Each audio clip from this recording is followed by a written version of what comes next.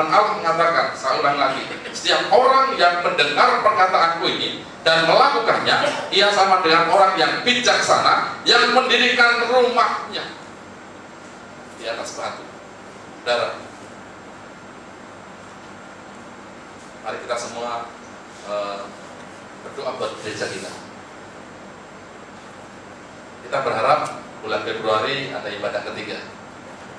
Yang setuju katakan amin. Amin. Ini untuk mengokohkan iman percaya kita. Mengokohkan iman percaya kita. Bulan Februari. Tetapi kita berusaha. Kalau toh meleset ya Maret, paling lama Maret. Tetapi kita berdoa Februari itu sudah bisa dipakai, entah di akhir. Kemarin saya melihat ke sana sudah dipasang pintunya, sudah diplester. Ya, kalau bersuara di situ sudah seperti di gedung, di tempat yang layak didengar, enak. Ya. Pintu masuk sudah ada 2 pintu yang akan kita lalui nanti. Dan kemudian ada tangga, mereka juga mengerjakan tangga ke lantai 2 sebagai ruang utama nanti tempat ibadah kita. Setelah demikian, saudara, saya lihat di ruangan itu, maka di Februari itu akan banyak yang akan kita kerjakan. Akan ada banyak hal yang harus dipersiapkan. Mengapa demikian? Karena rohani dibangun, tentunya harus disertai dengan kebutuhan-kebutuhan yang lain. Dan lain itulah menjadi pergumulan kita. Dan itu, saudara, saya juga percaya sebagai hamba Tuhan, saudara, dan membangkitkan iman percaya saudara, pasti Tuhan akan tambah-tambahkan. Kalau kita melakukan mendengar firman Allah dan melakukannya, maka Tuhan akan menambah-nambahkan seperti itu. Dan kepikiran di sana, berarti harus siap sound system, harus siap alat musik, harus siap kursi minimal 200. Dan saya pikir mudah aja, kursi yang warna putih itu kan bisa. Saudara, lebih baik bukan itu, kursi yang enak yang saudara duduk di depan ini, kalau bisa lebih bagus lagi, 200 minimal. Betul ya saudara? Kalau kita mendengar firman Allah dan melakukan, maka Tuhan akan menambahkan. Semakin kita tambahkan. Yang itu juga kanan. Listrik harus ditambah. Sekarang 10 ampere minimal, saudara, 30 ampere untuk alat musik. Alat musik juga saya pikir di sana alat musik yang di sekretariat itu adalah alat musik yang pertama kali zaman dulu. Sejak zaman dulu itu drumnya itu sudah turunan keberapa dari generasi ke generasi yang ada di sekretariat. Tetapi suaranya masih bagus, bisa kita pakai, tetapi tidak semua dipakai, pasti akan ditambah ya, untuk kita menyelenggarakan ibadah. Dan menyelenggarakan ibadah ini adalah sesuatu yang menyenangkan hati. Yang setuju katakan amin. Ketika saudara datang mau beribadah pagi hari ini, saudara pasti komitmennya, saya akan bertemu dengan Tuhan ya, saya akan menyembah Tuhan. Dan itu menyenangkan Tuhan. Bukan hanya datang dilihat pendeta, dilihat teman-teman yang lain, bukan itu. Tetapi kita datang untuk menyembah Tuhan. Setiap kali kita ibadah, maka kita akan datang dan bertemu dengan Tuhan. Dan ketika bertemu dengan Tuhan, saudara, maka Allah disenangkan dengan puji-pujian, dengan hal-hal yang mendukung itu, akhirnya Tuhan disenangkan. Saudara yang dikasih Allah, nasihat tindakan bijaksana itu dalam Yosua 1 ayat yang ke-7 sampai ke-8. Buka Alkitab saudara. Ini nasihat untuk tindakan-tindakan yang bijaksana. Yosua 1 ayat 7 sampai 8. Firman Allah ini juga sering sekali saudara dengarkan. Hari ini saya ulang lagi. Yosua 1 ayat ke-7 dan 8. Hanya kuatkan dan teguhkanlah hatimu dengan sungguh-sungguh. Bertindaklah hati-hati sesuai dengan seluruh hukum yang telah diperintahkan kepadamu oleh hambaku Musa. Janganlah menyimpang ke kanan atau ke kiri, supaya engkau beruntung kemanapun engkau pergi. Janganlah engkau lupa memperkatakan kitab Taurat ini, tetapi renungkanlah itu siang dan malam, supaya engkau bertindak hati-hati sesuai dengan segala yang tertulis di dalamnya. Sebab dengan demikian perjalananmu akan berhasil dan engkau akan beruntung. Perhatikan dengan baik saudara, di sana ada kata hati-hati ya, sering ya. Tadi sudah saya ulangi, saya katakan. Sebelum orang Israel, bangsa Israel masuk ke tanah Kanaan, itu pesan Tuhan ini, saudara, pesan ini disampaikan. Kuatkanlah, teguhkanlah hati berulang-ulang, dan kemudian bertindak hati-hati. Sebelum memulai yang baru, sebelum masuk ke tanah perjanjian, tanah yang baru itu, saudara, pesan luar biasa. Teguhkan hatimu, renungkanlah firman Tuhan siang dan malam, jangan menyimpang ke kanan dan ke kiri. Sudah dipesan, bertindaklah hati-hati. Saudara, sebelum masuk ke tahun 2012 yang masih menjadi golden year, saudara, menjadi berkat bagi kita semua, tahun perkenanan Tuhan, tahun yang dilimpahi dengan berkat-berkat kepada saudara. Firman Allah berpesan, tindakan bijaksana saudara adalah kuatkan dan teguhkanlah hatimu, bertindaklah hati-hati. Jangan menyimpang ke kanan atau ke kiri. Jangan coba-coba untuk menyimpang dari perintah Tuhan. Renungkan siang dan malam. Saudara, maka gereja kita membaca satu selembaran warna oranye untuk pembacaan Alkitab kita. Siapa yang masih rajin baca Alkitab setiap hari? Yang runtut. Buat puji Tuhan. Sekarang untuk ngetes saja. Sekarang di kitab apa? Ayat berapa? Keluaran berapa? 20 atau 23? Yang belum mendapatkan angkat tangan. Yang belum mendapatkan selembaran ini. Belum. Nanti minta. Masih ada ya? Masih banyak yang belum terima. Ada selembaran baca Alkitab setiap hari. Mengapa setiap hari kita baca? Supaya kita merenungkan siang dan malam. Saudara, firman Allah dikatakan demikian. Saya ulang lagi. Ayat 8. Janganlah engkau lupa memperkatakan kitab Taurat ini, tetapi renungkanlah itu siang dan malam, supaya engkau bertindak hati-hati sesuai dengan segala yang tertulis di dalamnya. Sebab dengan demikian perjalananmu akan berhasil dan engkau akan beruntung. Perjalanan kita di 2012 ini akan berhasil dan akan beruntung. Ya, berhasil dan beruntung, berhasil beruntung. Ada yang berhasil tetapi tidak beruntung, pas-pasan aja, balik modal, berhasil melewati. Tetapi firman Allah luar biasa ya, berhasil dan beruntung. Kalau pelari yang menang adalah 1, 2, 3, saudara, ini berhasil juga, urutan ke 100, tetapi berhasil. Kalau yang namanya lebih dari pemenang, saudara, dia sampai garis finish dan beruntung dapat piala. Itulah saya dan saudara. Yang setuju katakan amin. Kalau merenungkan firman Tuhan siang dan malam. Tahun 2012 bila saudara merenungkan siang dan malam, direnungkan supaya jangan menyimpang. Tidak mungkin saudara kalau saudara menyimpang kalau merenungkan firman Tuhan itu siang dan malam. Hari-hari direnungkan, hari-hari direnungkan. Dan itu semakin kokoh, semakin kuat. Dan kunci utamanya itu adalah dalam Alkitab ini. Yang setuju katakan amin. Baca Alkitab terus, saudara. Dan inilah yang dimaksudkan CC Still in God Present, yaitu masuk di dalam hadirat Tuhan. Tahun 2012, kalau saudara rajin merenungkan siang dan malam, membaca Alkitab itu senantiasa dikerjakan, maka saudara tinggal dalam hadirat Allah. Saudara, berulang kali saya sampaikan kepada saudara, kalau kita tinggal di dalam hadirat Allah, di sana kita merasakan kasih Tuhan, kita merasakan kuasa Tuhan, mukjizat, miracle itu terjadi atas kehidupan kita. Kalau kita masuk di dalam hadirat Tuhan, yang setuju katakan amin. Bagi orang-orang yang berkenan di hadapan Allah, Tuhan akan menyatakan itu kepada kita semua, mukjizat-mukjizat itu. Saudara, kemudian bagian yang terakhir yang saya sampaikan kepada saudara adalah Yesus Kristus adalah dasar yang teguh. Ini bicara tentang batu yang tadi. Barang siapa mendengar dan melakukannya, dia adalah seperti orang yang bijaksana, yang mendirikan rumahnya di atas batu. Sekitar 3 hari yang lalu, hari Jumat pagi,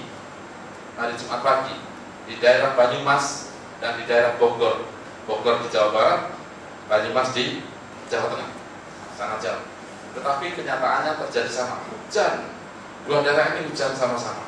Dan kemudian terjadilah retakan. Ada keretakan tanah di situ.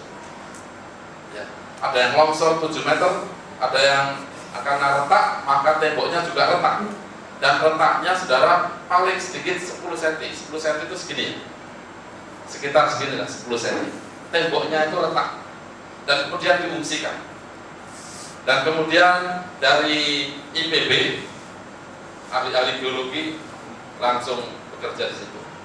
Dan didapati dari penelitian itu, saudara, mengapa terjadi longsor, ada keretakan tanah di sekitar area di Banyumas dan Bogor, karena di bawah struktur bebatuannya kurang baik.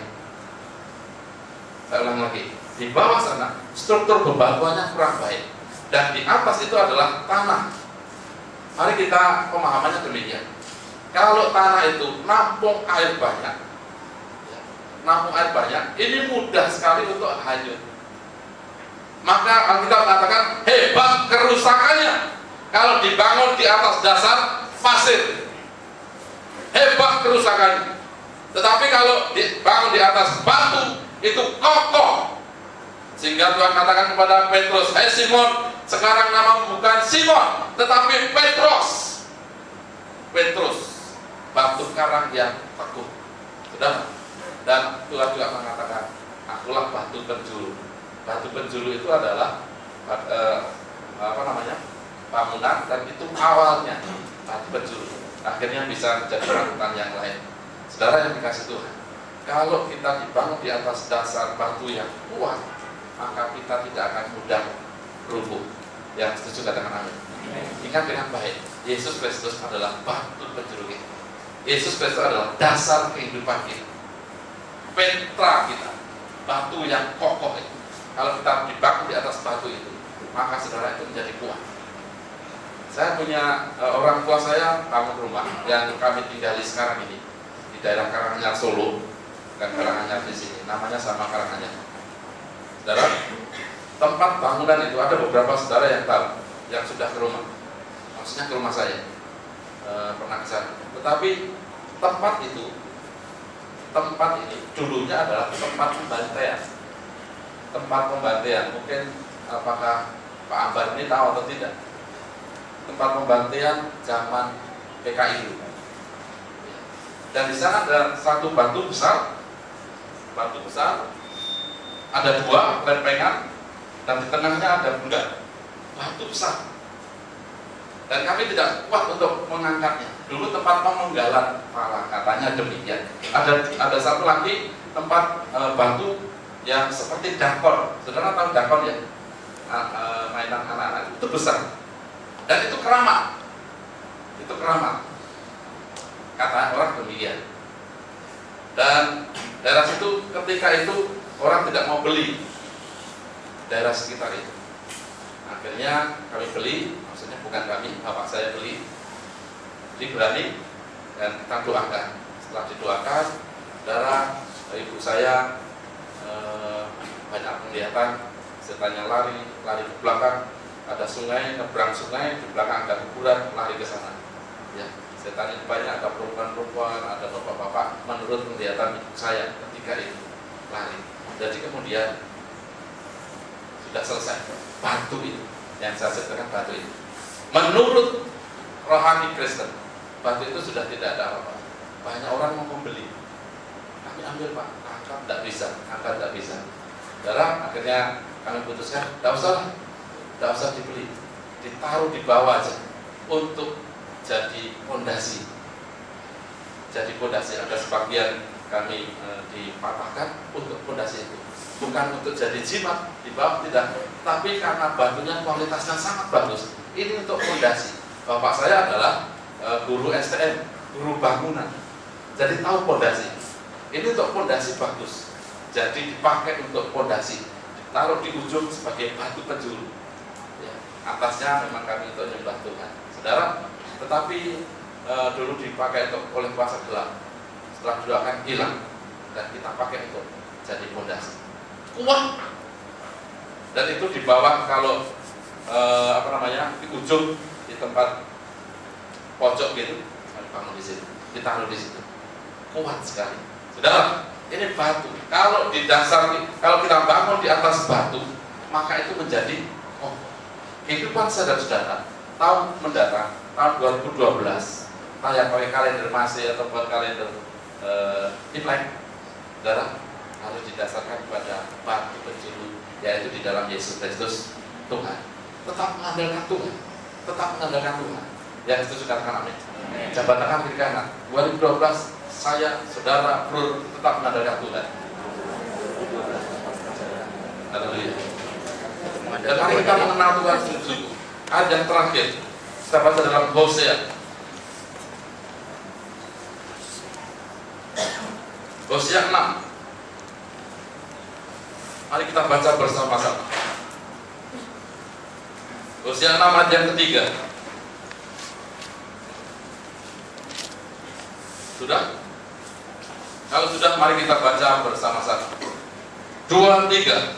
Marilah kita mengenal dan berusaha sungguh-sungguh mengenal Tuhan.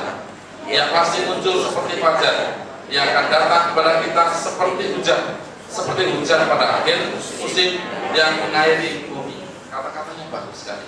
Saya ulang lagi untuk kita semua. Marilah kita mengenal dan berusaha sungguh-sungguh mengenal Tuhan. Ditekankan mengenalnya, bukan hanya mengenal biasa, tapi sungguh-sungguh mengenal. Yang pasti muncul seperti fajar, yang akan datang kepada kita seperti hujan pada akhir musim yang mengairi bumi. Hujan bicara tentang berkat. Saudara, bagi orang yang sungguh-sungguh mengenal, jangan hanya sekedar mengenal, jangan hanya sekedar saudara diketahui oleh orang Kristen, bukan hanya sekedar itu, tetapi betul-betul mengenal siapa Yesus Kristus, batu dasar yang pokok itu. Yang setuju katakan amin. Tetap mengandalkan Tuhan. Mari saudara, sepanjang tahun ini kita banyak bicara bagaimana memuliakan Tuhan, bagaimana dekat dengan Tuhan. Kalau dekat dengan Tuhan, saudara, ada banyak hal yang Allah akan kerjakan, ada banyak hal yang Allah akan nyatakan kepada saudara. Saya ingat, ini sudah saya sampaikan di Jumat malam, saudara. Ada anaknya Pak Daniel dan Bu Daniel, namanya Daryl, anaknya Pak Daniel dan Bu Daniel.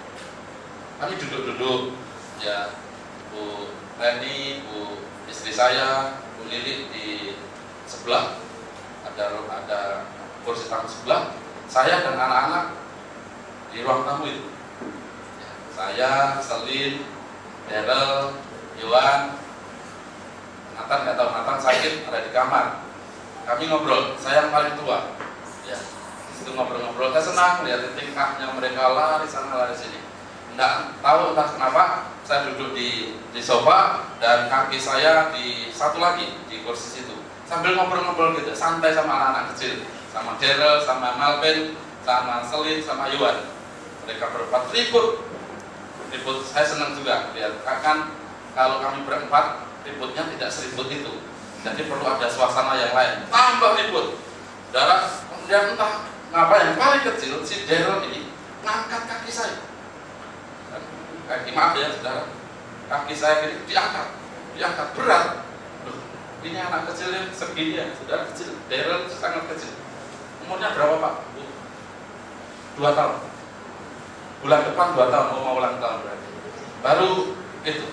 Dan ketika ngangkat itu sengaja saya tekan, semakin dia saya tekan gitu ya. Tumit saya diangkat. Tetapi saudara, dia semakin kencang. Haleluya, haleluya, haleluya. Wah gitu kan. Anak kecil ini saudara. Haleluya diangkat. Sudah sampai di depan mulutnya ini. Batin saya ini surga di telapak kaki pendeta. Haleluya depan mulutnya. Kalau pas gitu saya dorong gitu aja, saudara kan anak kecil-kecil sekarang. Dia haleluya, haleluya, dan kemudian melewati kepalanya. Setelah melewati kepala kayak lintar yang angkat berat itu kan, haleluya, haleluya. Oh, saudara, anak kecil, nggak tahu apakah orang tuanya cuma mengajari satu kata ini haleluya, tapi dia haleluya, haleluya. Saya renungkan, saudara. Saya renungkan, sebenarnya kekuatan kita itu seperti Daryl itu, anak kecil itu. Tetapi kalau kita mengandalkan Tuhan, ya, kaki sebesar ini, kaki futsal ini saudara. Kaki ini berat. Tetapi akhirnya saudara, walaupun berat, akhirnya ada belas kasihan juga. Ya, diangkat juga, terangkat juga. Saya sengaja saya tidak pakai kekuatan apapun. Saya berusaha untuk melemaskan gitu ya, melemaskan kaki saya. Dia pun juga keberatan ngangkat itu. Apalagi kalau saya tambah kekuatan agak tekan gitu ya, pasti semakin.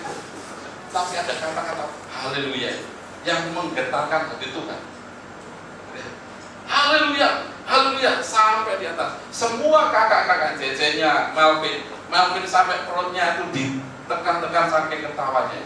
Tapi perhatikan, saudara, ada sesuatu yang luar biasa ketika kita mengandalkan Tuhan. Yang setuju katakan amin. Saudara biasakan seperti Daryl, anak yang 2 tahun ini.